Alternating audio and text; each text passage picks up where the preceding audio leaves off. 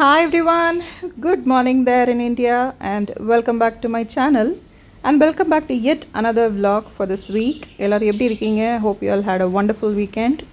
And before getting into the video, இது ஒரு சின்ன vlog தான், ரொம்ப குட்டியான ஒரு vlog. So எல்லாரும் மறக்காம ஃபுல்லா வாட்ச் பண்ணுங்க. சரியா? ஓகே.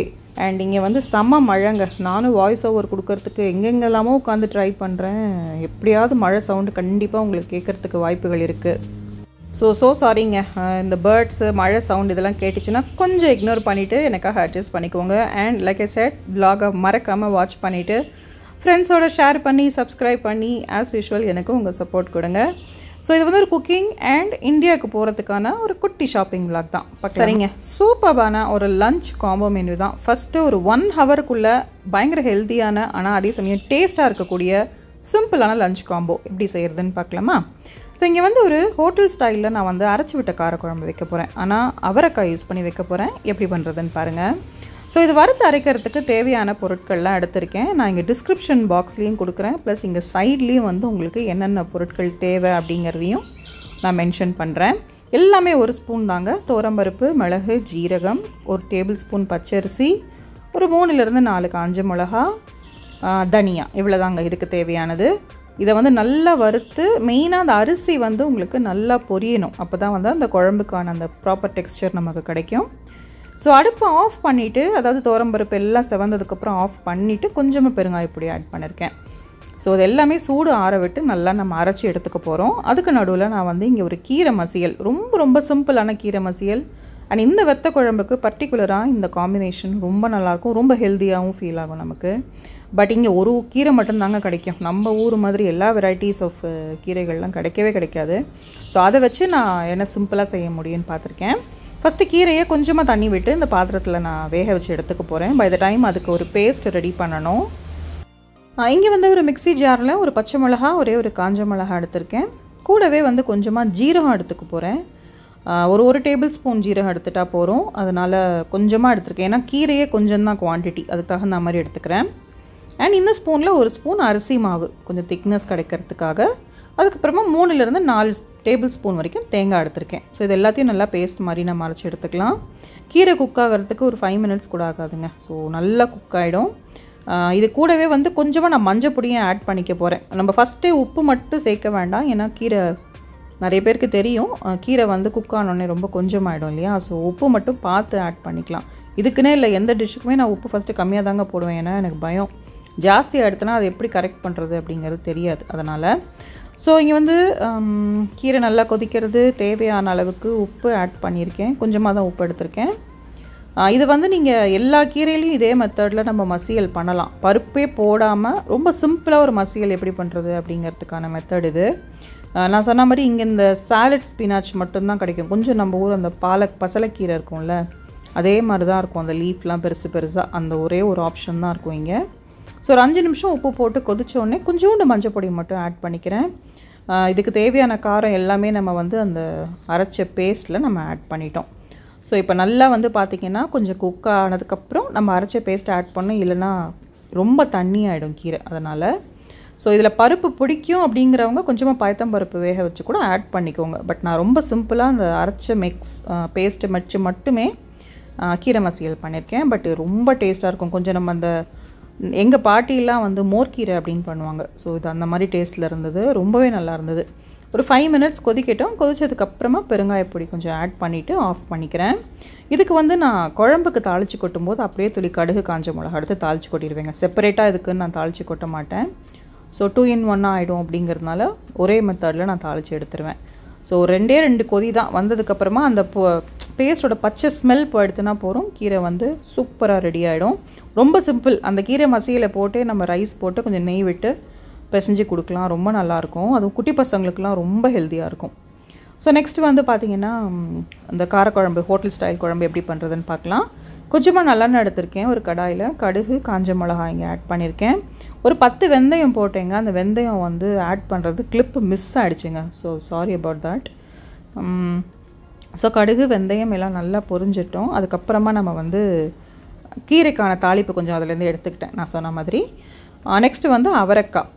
நீங்கள் எந்த காய் வேணுமோ போட்டுக்கோங்க. பட் அவரைக்காய் யூஸ் பண்ணி வெத்த குழம்பு பண்ணுறது ரொம்ப ரொம்ப ரேர். நீங்கள் பார்த்தீங்கன்னா கூட ரொம்ப பேர் பண்ண மாட்டாங்க. யூஸ்வலாக வெங்காயம், முருங்கைக்காய், பூண்டு இதெல்லாம் இருக்கும் இல்லையா? ஸோ இது ஒரு அவரைக்காய் போட்டு ட்ரை பண்ணி பாருங்கள். எங்கள் வீட்டில் ஸ்பெஷலி ரொம்ப ரொம்ப ஹிட் ஆனும். அந்த காய் அவ்வளோ போட்டுப்பா, ரொம்ப டேஸ்ட்டாக இருக்கும். ஸோ அவரைக்காய் போட்டு ஒரு 2 நிமிஷம் வதங்கினா போகிறோம். ரொம்ப குயிக்காக அது வந்து இங்கே குக் ஆகிடுறது. அதுக்கப்புறமா புளிக்கரைசல், நல்லா ஒரு லெமன் சைஸ் புளியை திக்காக கரைச்சி வச்சுருந்தேன். அதை 2-3 டைம்ஸ் நல்லா கரைச்சி ஆட் பண்ணிக்கோங்க. ஸோ இங்கே ஒரே ஒரு சின்ன ஸ்பூன் ஐஸ்கிரீம் ஸ்பூனில் சாம்பார் பொடி, 1/2 ஸ்பூன் கார மிளகா பொடி, அவ்வளோதான். ஏன்னா நம்ம வறுத்து அரைச்சதில் வேலை காஞ்ச மிளகா இருக்கு இல்லையா? அதனால் அதுக்கு தகுந்த மாதிரி நம்ம ஆட் பண்ணிக்கணும். ஸோ நான் இவ்வளோ தான் ஆட் பண்ணியிருக்கேன். அண்ட் இந்த குழம்புக்கு தேவையான அளவுக்கு உப்பு ஆட் பண்ணிக்கோங்க. இப்போது இந்த புளி தண்ணி, சாம்பார் பொடி, அப்புறம் அவரைக்காய் எல்லாமே சேர்ந்து நல்லா குக் ஆகி உங்களுக்கு கொதி வர ஆரம்பிக்கணும். அப்போ தான் வந்து நம்ம லாஸ்ட்டாக தான் அந்த பேஸ்ட்டை ஆட் பண்ண போகிறோம். ஸோ இங்கே வந்து ஒரே ஒரு சிட்டிகை வெல்லம் வச்சுருக்கேன். இந்த வெல்லம் தான் இந்த குழம்போட டேஸ்ட்டை பயங்கரமாக என்ஹான்ஸ் பண்ணி கொடுக்கும். அந்த புளிப்பு உப்பெல்லாம் வந்து அப்படியே சூப்பராக இருக்கும். அந்த மாதிரி ஒரு டேஸ்ட் வந்து உங்களுக்கு ஜாகரி கொடுக்கும். அதனால் ஆட் பண்ணுங்கள். ஸோ நான் வந்து மிக்சியில் நம்ம அரைச்ச பேஸ்ட்டில் கொஞ்சம் தண்ணியும் எக்ஸ்ட்ரா ஆட் பண்ணி நல்லா அரைச்சி அதை கலைஞ்சி ஊற்றிட்டேன். ஸோ குழம்பு வந்து பார்த்திங்கன்னா ஒரு 5 மினிட்ஸ் மீடியமில் க்ளோஸ் பண்ணி வச்சா போகிறோங்க. நல்லா அப்படியே உங்களுக்கு கொதி வந்து, அது ஆல்ரெடி வறுத்து அரைச்ச பேஸ்ட்டு தான். திருப்பி வந்து உங்களுக்கு இதில் வேகணும் அப்படின்னு அவசியம் இல்லை. ஜஸ்ட் ஒரு 5 மினிட்ஸ் மீடியம் ஃப்ளேமில் விட்டிங்க அப்படின்னா சூப்பராக ரெடி ஆகிடும். லாஸ்ட்டாக ஒரே ஒரு டேபிள் ஸ்பூன் நல்லெண்ணெய் மட்டும்தான் ஆட் பண்ணியிருக்கேன். ஸோ இதை நல்லா அப்படியே சூடான சாதத்தில் நெய்யை விட்டு போட்டு இந்த காம்பினேஷனை ட்ரை பண்ணி பார்த்துட்டு எனக்கு எப்படி இருக்குன்னு மறக்காமல் சொல்லுங்கள். ஸோ நான் ரொம்ப குட்டி விலாக்னு ஏன் திரும்ப சொன்னேன், இது வந்து ப்ரைஸ் மார்ட்டில் நாங்கள் ஒரு சில திங்ஸ் இந்தியாவுக்கு வாங்கிட்டு போகிறோம். அண்ட் என்னென்னா அன்றைக்கி செம்ம மழை, வீக்கெண்டு டெய்லியே மழை பெய்யுது. ஈவினிங் ரொம்ப செம்ம மழையாக இருந்தது. விலாக் பண்ணுறதே ஆக்சுவலாக கஷ்டமாக இருந்தது. ப்ளஸ் எனக்கு பேக்கிங் பண்ணுறதுக்கு டைமும் ரொம்ப கம்மியாக இருக்குது. ஏன்னா நான் அந்த ஃபாலோயிங் வீக்கில் கிளம்பணும். அப்போ தான் நாங்கள் திங்ஸ்லாம் வாங்குகிறேன். ஸோ அதனால் நான் வந்து என்னென்ன வாங்கினேன் அப்படிங்கிறத மட்டும்தான் நான் வந்து மேக்ஸிமம் இதில் கவர் பண்ணியிருக்கேங்க ப்ரைஸ் மார்ட்டில். ஸோ ஃபுல் ப்ரைஸ் மார்ட் நான் வந்து நிறைய வீடியோஸில் கவர் பண்ணியிருக்கேன். இன்னும் ஒரு சில போர்ஷன்ஸ் ஆஃப் ப்ரைஸ் மார்ட் நான் கவர் பண்ணது இல்லை. ஏன்னா எப்பயுமே வந்து கூட்டமாக இருக்கும். அதே சமயம் பெரிய ஒரு கடை இது. It really needs like 2-3 hours. ஒரு ஃபுல் vlog எடுக்கணுன்னா அவ்வளோ டைம் ஆகும். ஸோ லைக் ஆல்வேஸே எனக்கு இந்த பேட்ரி ஸ்கூட்டர் ரொம்ப ரொம்ப கம்ஃபர்டபுளாக இருக்கும். இப்போ அது ஒன்று தான் எனக்கு இந்தியாவுக்கு போகும்போது நான் ரொம்ப யோசிக்கிறேன். எந்த கடைகள்லையுமே வந்து இது இருக்காது. பட் ஐ ரியலி விஷ் இதை வந்து பார்த்து கொஞ்சம் ஏதாவது ஒரு சில கடையில் ஸ்டார்ட் பண்ண ஆரம்பித்தாங்க அப்படின்னா டெஃபினட்டாக வந்து நிறைய கடைகளில் வந்து இதை கொண்டு வருவாங்க. ஏன்னா மால்ஸ் எல்லாம் நிறைய இருக்குது இல்லையா அப்போது நம்ம சென்னையிலையுமே. So I really wish they bring this as well. Okay, so இங்கே வந்து ஃபஸ்ட்டு கொஞ்சம் துணியெல்லாம் பார்த்துட்டு இருந்தோம். ஏன்னா ஒரு விஷயம் என்னன்னாங்க, இப்போ அனு வந்து பெரிய பொண்ணு இல்லையா, she is going to grade 12. சின்ன குழந்தைங்கள்லாம் பெருசாக இல்லை. என்னோடய சைடில் எல்லாருமே மோஸ்ட்லி அப்ராடில் தான் இருக்காங்க. என்னோடய சிஸ்டராக இருக்கட்டும், என்னுடைய கசினாக இருக்கட்டும், வீட்டில் 1-2 பேர் அப்ராடில் இருக்காங்க. ஸோ பெருசாக நாங்கள் வந்து எதாவது வாங்கிட்டு போகணும் அப்படின்னு வந்து சொல்கிறதுக்கு இல்லை. என்னுடைய ஃப்ரெண்ட்ஸும் நிறைய பேர் அப்ராடில் தான் இருக்காங்க. ஸோ நான் வாங்கிட்டு போகணும் அப்படின்னா என்னுடைய அப்பா அம்மாவுக்கு மெயினாக வாங்கிட்டு போவோம். அண்ட் ஒரு சில friends who are in Chennai always. So அவங்களுக்காக தான் நான் சில திங்ஸ் வாங்கிறதுக்காக வந்திருக்கேன் மெயினாக. சரிங்களா? ஸோ இங்கே வந்து அப்பா அம்மா அப்படின்னு நம்ம பார்க்கும்போது they are volt people. So ஆப்வியஸாக அவங்களுக்கு ஏதாவது ஹெல்தி வெர்ஷனாக தான் வாங்கிட்டு போகணும். ஸோ அதுதான் வந்து வாங்கலாம் அப்படின்னு வந்திருக்கேன். ஸோ எங்கள் அப்பாவுக்கு வந்து பர்சனலாக வந்து இந்த நட்ஸு, இங்கே கிடைக்கிற அந்த கேண்டீஸ்னால் என்னென்னா கேண்டீஸ்குள்ளேயும் உங்களுக்கு பிஸ்தா பாதாம்லாம் வச்சு நட்ஸ் சாக்லேட்ஸ் வரும்ல, அந்த மாதிரி இதெல்லாம் பிடிக்கும். சரி, அதுக்கு நடுவில் ஒரு பிளாக் காஃபி, இதெல்லாம் ஃப்ரீங்க. நிறைய தடவை ப்ரைஸ் மார்ட்டுக்கு நாங்கள் வர காரணம் இது ஒன்று. இந்த மாதிரியான சாம்பிள்ஸ்லாம் நிறைய கிடைக்குமா. ஒரு சில டைமில் வந்து இந்த சாம்பிள்ஸ்கள்லாம் சாப்பிட்டே வந்து வயிறு ஃபுல்லாக இருக்குது. ஆமாம், அந்த மாதிரிலாம் நாங்கள் வந்து 2-3 தடவைலாம் வாங்கிலாம் சாப்பிட்ருக்கோம். ஸோ நான் வந்து ஒரு பிளாக் காஃபி மட்டும் வாங்கிக்கிட்டேன். நிறைய பேர் வந்து கேட்டிருந்தீங்க எப்போ வரீங்க அப்படின்னு சொல்லிட்டு. நான் வந்து உங்களுக்கு இந்தியா ரீச் ஆனதுக்கப்புறமா சொல்கிறேன். ஏன்னா ஒரு சில பேர் எனக்கு மெசேஜ் பண்ணி உங்களை மீட் பண்ணலாம் அப்படின்லாம் கேட்டுகிட்டே இருக்கீங்க. எனக்கு என்னோடய ஸ்கெட்யூல் பற்றி நிஜமாக தெரியல. நாங்கள் வந்ததுக்கப்புறமா நான் கண்டிப்பாக வந்து vlog போடுவேன். அந்த vlogக்கு அப்புறமா நம்ம ப்ராபப்ளி சென்னையில் எங்கேயாவது மீட் பண்ணுறதுக்கு நம்ம ட்ரை பண்ணலாம். இப்போதைக்கு நான் அதுக்கு ரெஸ்பாண்ட் பண்ணல அப்படின்னு தப்பாக நினச்சிக்காதீங்க. ஸோ இங்கே வந்து பார்த்திங்கன்னா எங்கள் அப்பாவுக்கு பிடிச்ச அந்த ட்ரையல் மிக்ஸ் எடுத்தோம், அப்புறம் பாதாம் எடுத்தோம், பிஸ்தா எடுத்திருக்கோம். டேட்ஸ் வந்து அவுட் ஆஃப் ஸ்டாக்கில் இருந்தது. ப்ராபப்ளி வேறு ஏதாவது ஒரு ப்ரைஸ் மார்ட்டில் இருக்கிறதுக்கு வாய்ப்பு இருக்குது. ஸோ பட் இங்கே வந்து ரெய்சன்ஸ் அது எல்லாமே எடுத்துட்டோங்க. அப்புறம் நான் சொன்ன மாதிரி என்னுடைய ஒரு சில ஃப்ரெண்ட்ஸ்க்கு வந்து குட்டி பாப்பா இருக்குது, அவங்களுக்காக கொஞ்சம் சாக்லேட்ஸ் எடுத்தோம்.